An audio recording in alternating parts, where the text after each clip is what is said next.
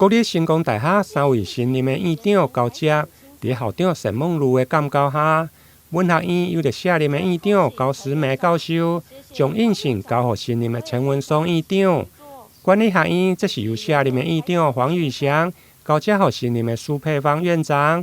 礼仪学院则是由卸任的院长沈延胜交接予新任的郑修齐院长。3位新任的院长随后嘛宣誓来就职。于事已至诚，各遵国家法律，尽忠职守，报效国家，不枉费公法，不滥用人员，不营私舞弊，不收受贿赂，如违誓言，愿受最严厉之处罚。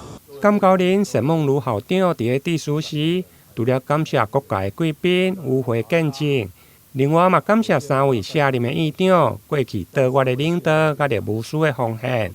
未来嘛，毋望3位新任的院长会用个促进跨域的整合，推动合作甲着创新。我们在此见证了文学院、管理学院及医学院3个学院的薪火相传。这不仅是个人荣誉的交接，更是成大精神与使命的延续，更是我们穷理自治的校训精神的传承。正如我一直强调的，大学的核心是教育，我们要以人为本，让师生都能感受到幸福有感。院长的责任重大，需要承担学院发展的重要使命。我对各位有深切的期许。首先，希望各位新任院长能持续提升学术卓越，推动各学院的教学创新与研究发展，让成大的学术领域继续发光发热。其次，请深化学术产学合作，结合学术专业与社会需求，为台湾的发展创造更大的价值。更重要的是，请以学生为本，培育具有国际竞争力的未来领袖。